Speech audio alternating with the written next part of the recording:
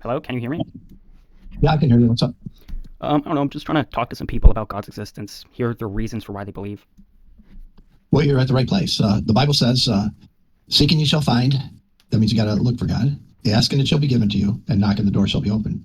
So to become a Christian, you got to knock to get the door open. And since you're seeking and you're in this channel, ask and it shall be given unto you. We answer people's questions about God that they want to know. Yeah, so I guess like my approach is that I don't really like faith. I think we should have reasons for why we believe things, and I think that our beliefs, the strength of our beliefs, should be in proportion to our evidence. Do you agree with that? You don't know what faith is. Faith is believing in somebody. Like let's say, for example, somebody tells you the truth all the time when you're talking to them, and then they say something that's like, "Is this really true?" And you have trouble believing it. That's what faith is. It's believing without yet seeing the evidence of it, because it's action based upon belief sustained by confidence. So it's faith it's the substance of things hoped for and the evidence of things that's not seen yet. So you think you should believe So things if it's not just believing in something that there's no way of knowing ever if it's ever going to be true or not. That's not what faith means. So you were defining faith the wrong way. so tell me if I understand what you think faith is. Do you think faith is believing something even if you don't have the evidence for it? Because that's what it sounded like. No, it's believing something before you see the evidence of it. So in a case where you don't have any evidence for it, would you believe it before seeing the evidence for it? Well, you're acting like that you're going to believe something that there's never going to be evidence for, and that's not what faith means. You might have noticed that right now, and many times throughout this debate, he mischaracterizes what I had said, or he claims that I meant to, or otherwise implied something that I didn't mean to, or didn't actually imply, or he says something, I provide a problem with what he says, and then he just pretends like he never said it. Whenever he does that, or most of the time he does that, I notice it, but completely ignore it. Don't get the impression I can't tell he's doing that. It just wasn't the heart of the issue for me. I wanted to get to the heart of the issue and ignore these sort of debates about, you said this, I actually meant this, and said, that's just like semantic and irrelevant.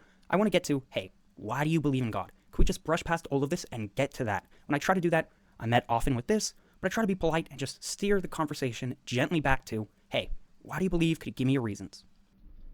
Okay, I mean, sure, we could say Like that. let's say somebody calls you and they say, "I'm going to come over and visit you tomorrow." Okay, so you believing that they're going to come over to visit tomorrow before they actually come over, that's what faith is. So in that case, I think I have like reason to believe them. If they're my friend, then I should believe them. Usually, people don't make up that they're going to come visit you. However, if they're like they have a history of Faith is indeed having a reason to believe. faith is what? Sorry, I missed that. Faith is indeed having a reason to believe. Oh, okay. So what are your reasons then for believing God? Well, the thing with me is the reason I seen evidence to suggest that God was real between it was the difference between objective morality and subjective morality, and then since I seen evidence to suggest that God was real, I decided to do a Gideon fleece test to find out for myself if God was real or not. So your reason for believing God is a test, you said? I said that no. I said that I had evidence to suggest that God existed. That's a reason. And then I did a Gideon fleece type test to find out if God was real or not. Since I seen evidence to suggest he was real, I wanted to find out for sure if he was real. Okay, so I guess I'd ask what's like the evidence that you had initially? That I was trying from 5 to 12. I was trying to determine what right and wrong was as far as stealing. I looked at the world through the eyes of a child growing up and seeing that the world was run by people manipulating money. And so I couldn't work for anybody to make money and make more money. So what I would do is I would steal and then use that money to gamble with to make more money. And so I didn't steal from my friends. I didn't go over to their house and steal from their parents. I didn't steal little old ladies' purses, but I was stealing more and more and more and more and more. And I was getting to the point where I was heading for a clash with the law. And so on my mom's side of the family, they believed in God. And on my dad's side of the family, they never talked about God. And my mom and dad divorced when I was 5 years old. And that's why I was agnostic. I didn't know if God existed or not. If he existed, fine. And if he didn't, there's no reason to even think about it. And so I was trying to, and I was always trying to be in a fixed position to think that I'm righteous with the way I'm doing things, that I'm an upright guy. And so I was always stealing, if there's a do not cross line with right and wrong, it can't move. So the fact that I was moving it, I was looking at it like as an alcoholic would look at, saying, no matter how much drunk, no matter how drunk they are, I haven't had too much to drink. Maybe one more or two more. Maybe that's when they had too much, and then I'll stop. And so it was that kind of a mindset always excusing my behavior. And then by the time I got to 12, I was dealing with a second issue as well, with sexuality. And so, what about, I want to do this, and what about that? My friends find out about this, and they say this, and this, that, and the other. And so I wanted to feel right about everything that I was doing. And I wanted to be definitive and that knowing this is right. And so I didn't believe what my parents were telling me about right and wrong. I didn't believe what the law was telling me about right and wrong. And so I basically was doing what the Bible said, is eating from the tree of the knowledge of good and evil, thinking that I get to determine what right and wrong is. And so if all there was subjective morality, then the world would be controlled by a dictator, and we'd have to listen to what they said is right and wrong, because they would give you punishable laws that if you didn't follow their rules, you'd be punished. Can you summarize quickly what you think the evidence that you had initially was? If you don't want to hear me talk, just go to another room. So I want to hear you talk. I was in the process of answering your question, and you're shutting me down. The demons inside your brain are telling you to shut me down and control the conversation. And so you need to not listen to those demons and instead listen to me talking to you, because I'm trying to provide help for you. The demons don't want to help you. I'm trying to listen to you, but I wouldn't like it if you, for example, talked for an hour just about this one question. Yeah, I was probably 70% of the way done with my answer. Okay, so yeah, I wasn't trying to interrupt you. I'm sorry. All I wanted was if you could summarize your answer, that'd be nice. That's it. I'm not trying to be rude. You want me to finish my answer then? Because I was about 70% done with my answer. Sure. Just try to. All I'm asking is that you keep the important parts and you don't need to give in all the parts that are just irrelevant. So if the world was controlled, if all there was subjective morality, the world would be controlled by one person, like the Pope, for example, and they're telling you what right and wrong is. Or if it was a group of people telling you what right and wrong is and making punishments, then it would be maybe the Eastern Orthodox controlling the world and telling you what right and wrong is. And so I wasn't going along with anybody telling me what right and wrong is. And so I was trying to, like I said, put it in a fixed position with regard to sexuality and stealing. And so the Gideon Fleece test that I did was called out to God and said, God, if you're real, tell me where this definitive do not cross line is with regard to sin and sexuality. And if you do that, then I'll know that you exist, and I'm going to live the rest of my life not crossing the actual line where it actually is, because I got it from you. Because if anybody's qualified to say where the actual line of do not cross is with regard to those issues, it would be God. I'm still not. I don't understand what the evidence was. You had a life story, but how is that evidence for God's existence?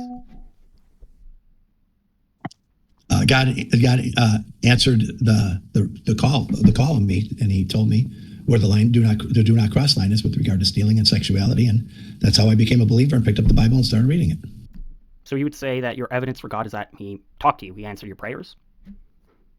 Well, you wanted to shut me down from actually finishing my answer, and so I summarized it, and now once again the demons are mischaracterizing my words in your brain. I wasn't trying to shut you down. I was just trying to encourage if you would give a summary, and also, how do I mischaracterize it? How would you characterize it? Giving a summary, how would you characterize the evidence? Well, the next step is to explain what the Gideon Fleece test is, because the Gideon Fleece test is an actual test that's in the Bible to find out if God is behind something. I mean, I would like okay, so when you gave your story, I presume that was an answer to my question about the evidence you had. So I just want to be very clear as to what that evidence was. Could you summarize it? You got to understand what the Gideon Fleece test is first.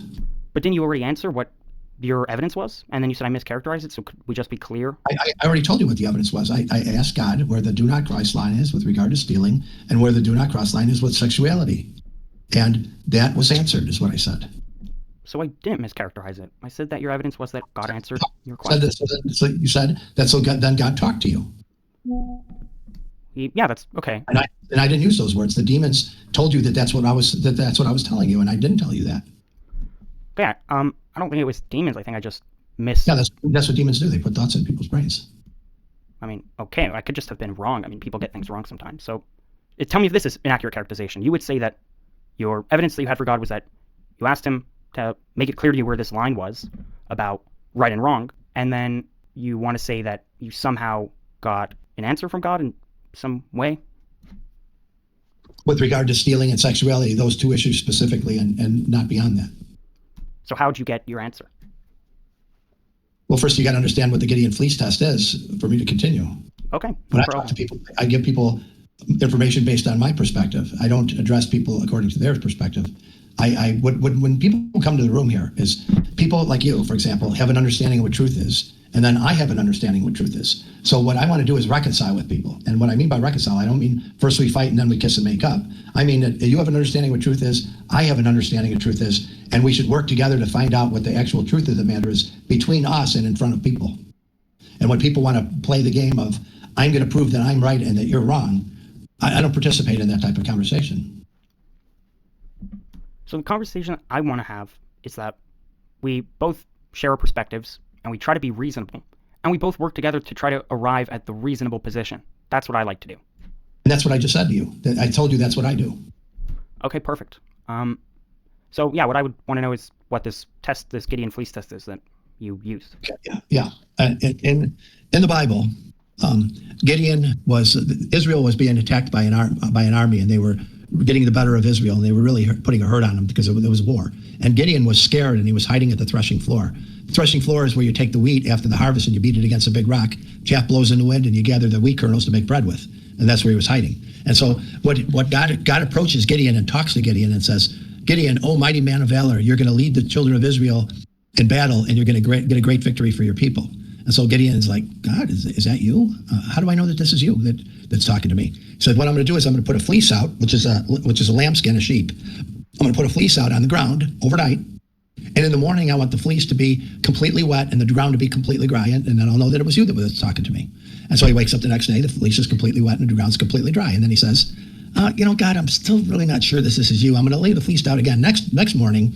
And now I want the fleece to be completely dry and the ground to be completely wet. So if you think about how hard it was to do the first one, the second one's like exponentially harder because a fleece could hold water for like 2 weeks straight. Well, he wants it to completely dry out and be dry when he wakes up in the morning with the ground to be completely wet, which that one's exponentially harder than the first one. So he wakes up and the fleece is completely dry and the ground's completely wet.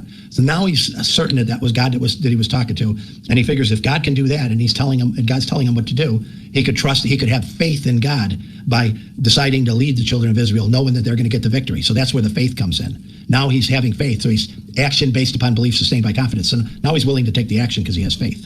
And so he gathers together an army of 20,000 men. And then God tells him, he says to Gideon, anybody that doesn't want to fight, just let him go home. Well, Gideon didn't want to fight. He was scared. So God talks Gideon into fighting. And then he tells Gideon to gather the army. And he says, anybody that doesn't want to fight, go home. God is hilarious in the way he does things. So now his army is 10,000 people. So now he says, you know what, Gideon? If you go and fight with these 10,000 people, they're going to say, yeah, the only reason Gideon won is he had a big army. They're not going to give me the credit and say, yeah, the reason why Gideon won is because I'm his God and I can do anything. They're just going to say, yeah, he had a big army. That's the only reason he won. And so he says, you got to whittle your army down. So he says, let's take them over to the watering hole, and they're going to drink water in 2 different ways. Some of the people are going to get on 4 hands and knees, and they're going to put their head down to the water, go, and then other people are going to take the water and scoop it up with the one hand while they're hurling, scoop it up with their hand and put it up to their mouth. Well, if you think about it, which one's more alert as a fighting force while they're drinking water? The one that's got their weapon on the ground, or the person that's scooping the water up to their hand and they're observing while they're drinking water. Obviously, the second one. So 300 people drink the water that way, and 9,700 people drink the water the other way. So his army's about 3,000. He goes to battle, wins the war, and has a great victory because he had faith in God. That's the Gideon fleece test story. Okay, so what was the test that you did? I told you, I asked God where the definitive line of do not cross is with regard to stealing and sexuality. And so I figured, well, since, I learned from Bible, see, when I went to my grandparents' house, they believed in God. So what they would do is they didn't indoctrinate us with beliefs. Is he would do a lengthy prayer before dinner and then do Bible reading after dinner. And in the Bible reading, I learned things like you could talk to God in thoughts in your mind, and he would understand that, and that's called prayer. And then you could, the connection to Jesus Christ to God screams off the page when you're reading the Bible. And then one of the main things that stuck in my mind is that God not only talked to people, he talked to some people, and then if you talk to God and ask God questions, he would talk to people, and then somebody that he was talking to would come and talk to you and convey the message to you. And then the main pivotal thing that I learned from reading the Bible is that he protected those that believed in him, and that's having faith in God to trust that he's going to protect you. And so I figured God was going to talk. People just have to be children and misbehave and on this. Wait, I'm curious about how you got an answer to your question about stealing and sexuality. Yeah, I was just getting there, but a guy came in the room to. Okay.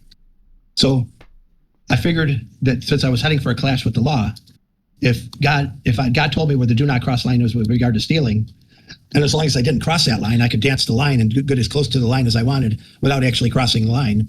and then God would protect me because I didn't cross the line. And so that's why I decided to do the Gideon Fleece test. So I figured God would talk to somebody, and then they would come to me and tell me, well, here's the do not cross line with this, and here's the do not cross line with this. And he didn't do that. And so I figured, well, give him another chance. He's going to talk to somebody, and they're going to come to me, and they're going to tell me, and they're going to tell me to read a book. And in the book, it's going to tell me, here's the do not cross line with this, and here's the do not cross line with this. Now, keep in mind, I was like your typical agnostic or atheist. I'm not going to accept some religious person telling me, you're getting off track, just read the Bible, the answer's in there. Because I didn't tell anybody what the Gideon Fleece test, it was between me and God. I told it to God in thought words, okay? And so God didn't answer the prayer in either way, either one of those two ways, but he answered a prayer in a way that I did not expect. So now here's the answer to your question. You want to know how he answered this prayer, yeah, right? Sure, I'd love to. And so I was looking for God on the outside of me, and God revealed the information to me on the inside of me. He caused me to realize where this do not cross line is. When I was trying to realize where this do not cross line is for 5 years with stealing and with 3 years for sexuality, trying as hard as I could to put this in a definitive place. But when I invited God to the party, he caused me to understand inside me. So here I was looking for God on the outside, and he showed himself to be real on the inside of me. Like peekaboo, I'm in you. It just blew my mind. This is not at all what I was expected. But this is how I came to realize that God was indeed real. And then once I realized God was real, then I picked up the Bible and started wanting to read it, to read what the experts say about him. And me having a relationship with him and reading the Bible, it grew my faith more and more and more, because I seen things that were said in the Bible came true, and everything that God said in the Bible was true, and it was all truth about God, and it helps me have a closer relationship with God because of that. And now I'm in a position to where I can help other people to realize that God exists and have a closer relationship with God as well. Okay, so that's an interesting story, but the way I look at things in my perspective is that, like, I'm a very skeptical person. So whenever I hear something, I'm always second guessing it and thinking of a bunch of different potential explanations for what happened. So when I hear your story, I'm happy that you got an answer to your question. I'm not trying to take away from the magnitude and the impact of what you just shared. However, what I'm thinking is, like, there are a lot of people that don't involve God in questions they have about life.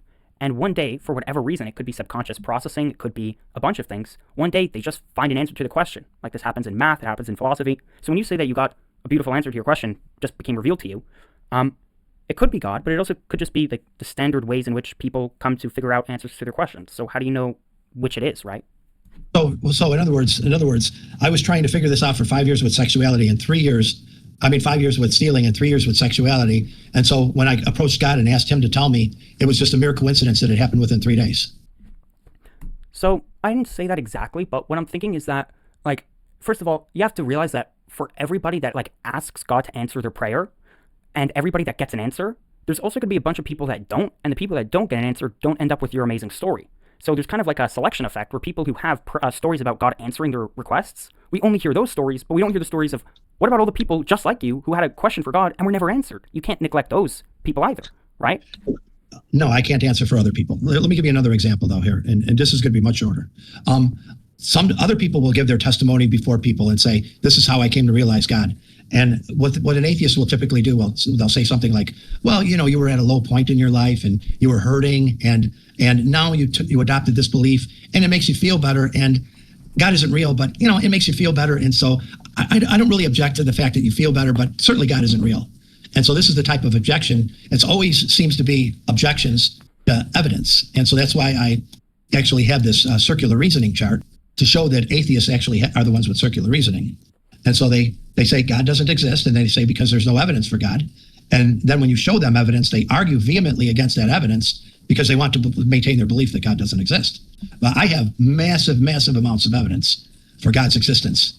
And when atheists say that they're willing to look at the evidence, I put them to the test. I show them the evidence, and sure enough, every piece of evidence they start arguing against. And that's exactly what you did with my piece of evidence. That was my testimony of how I came to believe in God.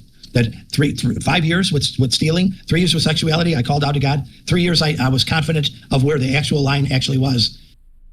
And that was a coincidence. And then it's a coincidence that I have a relationship with God, never wavered from that position.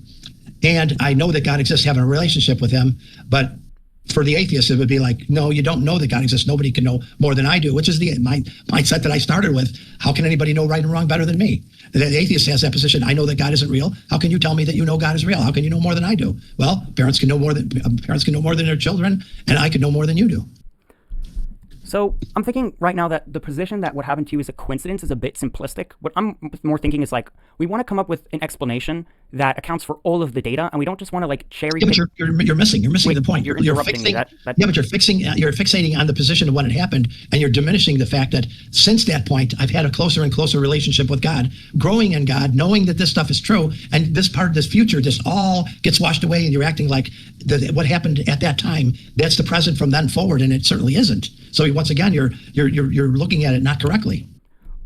I'm trying to tell you how I'm looking at it. Go ahead. Yeah, go ahead. Yeah, the way I look at it is like, if we just take one instance, or like, if we only cherry pick the instances where people's prayers were answered, we get skewed data. So what I want to know is, let's look at not just your case, but let's look at all cases where people pray to God or ask him questions. And we'll see that it's irrelevant. Wait, that's like saying I listen to your perspective. Well, listen to what I'm saying. That's like saying I can't believe that God exists because people tell me that God exists because a bunch of atheists believe God doesn't exist. Who cares about the atheists that don't believe God exists? You're making a false equivocation. What other people do doesn't concern me. Right, but I'm telling you my perspective. And my perspective is that if we're going to try to come up with an explanation for a phenomena, we can't cherry pick. We have to look at all instances where people pray to God and then look at the ratio of prayer to answered prayer. And what I'm saying is that if you take particular instances where God doesn't answer prayers and say, look, God doesn't answer, he doesn't exist, that's cherry picking. And if you take only the instances where he answers and say, look, God exists, that's also cherry picking. You have to take all instances. And what I'm telling you is that if you take all instances of people praying to God, where's the evidence that you're more likely to be answered if you pray than not pray? I don't think that's the case. In fact, there's been a study conducted where people prayed for sick people. There were three groups. There were people that were sick and prayed for, and people that were sick and prayed for but didn't know they were being prayed for, and people that that had no one praying for them. And the people that knew they were being prayed for actually recovered the worst. And there was barely a difference between the people being prayed for and not being prayed for. So if we look at the whole, I'm wondering where's the evidence that on the whole prayer gets answered. You can't like cherry pick and draw. That's a hasty generalization from cherry pick data. Well, like I said, you're fixating on that position and you're ignoring what happened to me afterwards. What other people do don't concern me. That's like saying, I'm going to consider all the atheists that don't believe in God and put that on the same level of the people that believe in God. And then, therefore, if there's more people that believe in God than people that don't believe in God, then maybe I'll consider it. That's the kind of equivocation you're giving me. What I'm telling you is that I'm not ignoring your story. What I'm just telling you is that I incorporate your story into all the data. So your story's going to go on the side of prayers that were answered, but I also take into account all the prayers that weren't. And I've spoken to tons of people that prayed to God and just were left unanswered. That's horrible. And that's evidence that he doesn't answer, right? That you can't just ignore that. I didn't say he answered prayers. I'm showing you, I'm giving you the example of the Gideon fleece test. Right, but if you do the Gideon fleece test, and imagine you do it and then sometimes it works and sometimes it doesn't, and then the amount of times it works and doesn't work just looks like coincidence, well, then it's probably coincidence. So that's what I'm saying. I'm saying if we look at prayer and it works sometimes and it doesn't work other times, well, that's indistinguishable from coincidence. So unless you have reason to show me that prayer being answered is distinguishable from coincidence, I think it is. Okay. I'm going to address what you're saying in two different ways. First off, from the perspective of what you're telling me here, we got a Bible verse for that. And then I got a Bible verse for my perspective as well. Okay. In Isaiah 59, 1-3, it says, but the Lord's hand is not shortened that he cannot save, nor heavy that he cannot hear. So you're saying something like, well, maybe God isn't hearing. But here's the key verse, but your iniquities had separated between you and your God, and your sins had hid his face from you that he will not hear. Your hands are defiled with blood, your fingers with iniquity, you spoke in lies, that your tongue muttered perverseness. I was coming to God as a pure, wanting to know what the truth was, and he heard what I said and answered it. And people that are disingenuous, it doesn't come on the same level. It's like the atheists always want to blur the line between atheism, which is the belief that God doesn't exist, and agnostic, which a person doesn't know whether God exists or not, but if he does exist, they're going to go with it, and if he doesn't, it doesn't make any difference. So atheists want to blur the line between those two and act like their position is reasonable, and then they also want to blur the line between somebody that knows God exists or believes that God exists with mythology that everybody knows is irrational, and then tries to make it seem like the belief in God is irrational and the belief in no God is rational, when actually the atheist position is irrational and belief in God is very rational. Okay, but I'm not trying to do any of those things. I'm just trying to be reasonable, right? And I told you my reason for why I think the best explanation for your story could only come from taking into account all the data and not cherry picking. And I think if we take into account the ratio of prayer to answered prayer, the best explanation for why you got answered is that in the broader scheme of things, it's just a coincidence because there's so many people that don't get answered. And if you just look at the ratio... Just a coincidence that he answered me within 3 days, right? Big coincidence. If you just look at your case, then yeah, it will look like he answered you, but you can't do That's that. all I'm asking you to look at is my case. What other people are doing are irrelevant. Okay, but then I could just make the counter argument that we should only look at my case where I wasn't answered, and then we get the conclusion God doesn't, right? That's just Yeah, that's why me and you were talking together. So I'm looking at your case and you're looking at my case. Right, but we don't just have to go case by case. We could just look at the overall statistics. And there's been studies, and we have the numbers, so we don't need to just appeal to our own anecdotal evidence. We could look at the data. What does the data say? And I've told you, the data says... I'm showing you what the data is. Wait, I've given you a piece of data about the study about people being prayed for when they're sick. What was your data? Yeah, I'm going to show it to you.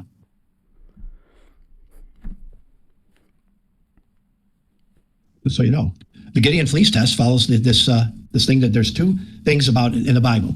It says there are two mutable things about God. One is that in which it was impossible for God to lie, that we may have strong consultation who have laid hold upon us the hope set before us. That's what faith is. Okay, so that what's the first immutable thing you need to know about God is it's impossible for God to lie.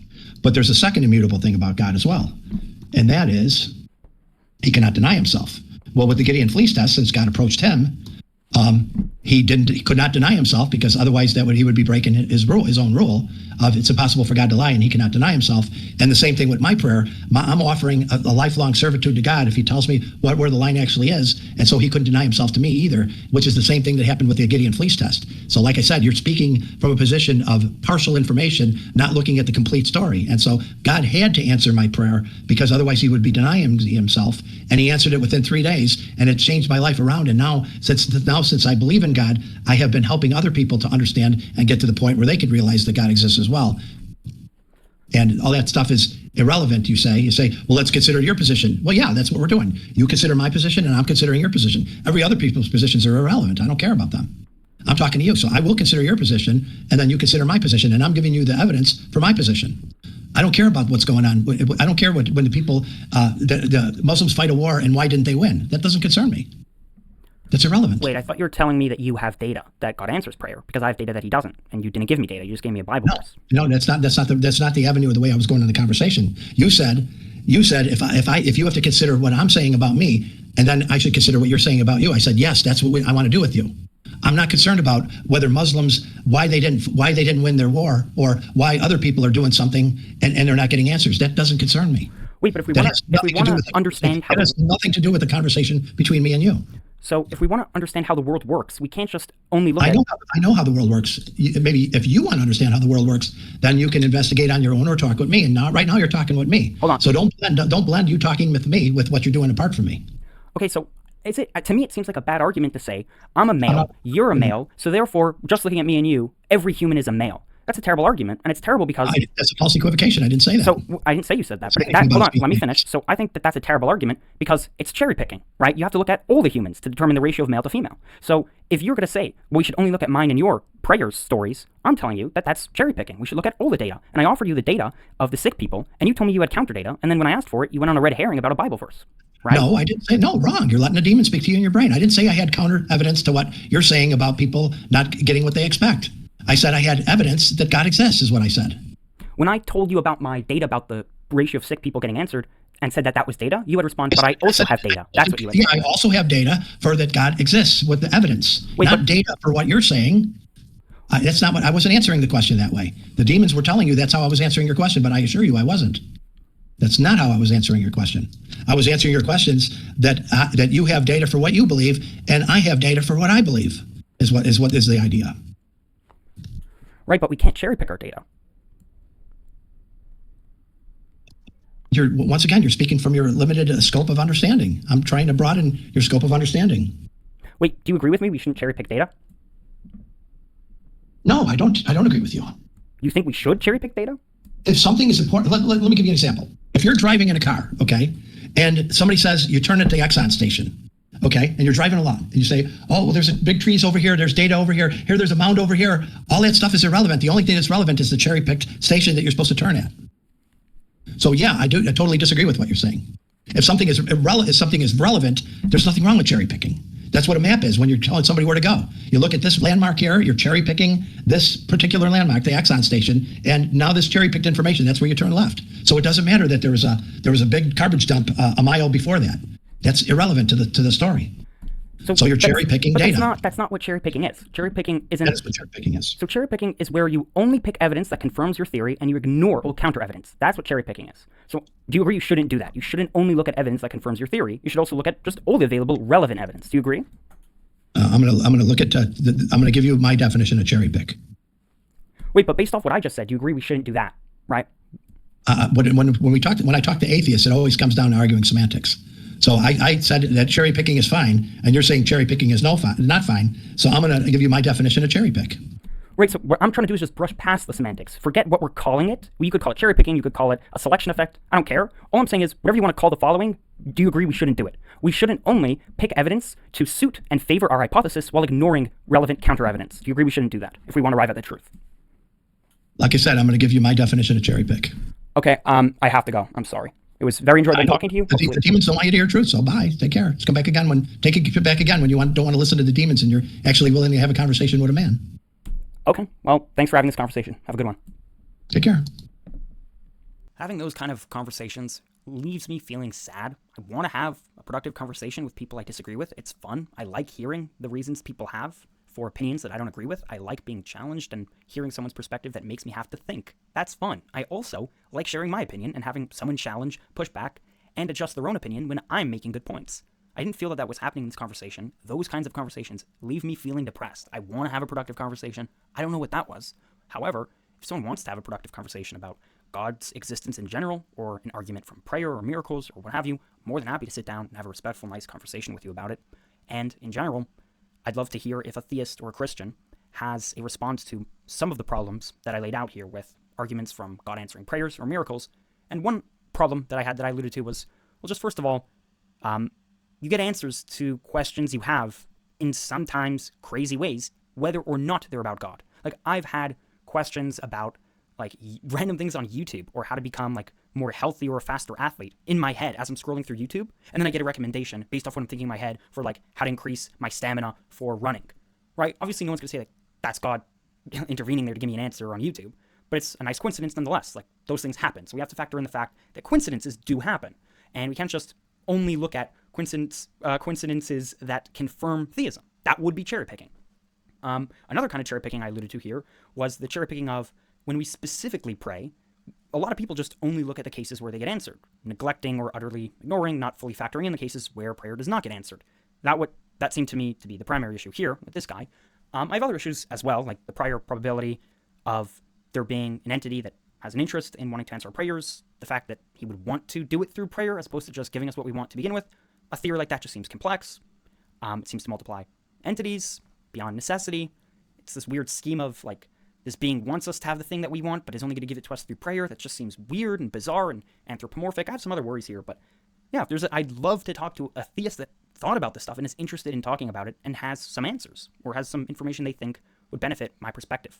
That would be fantastic. So if you're one of those people, let me know. I'm more than happy to talk to you.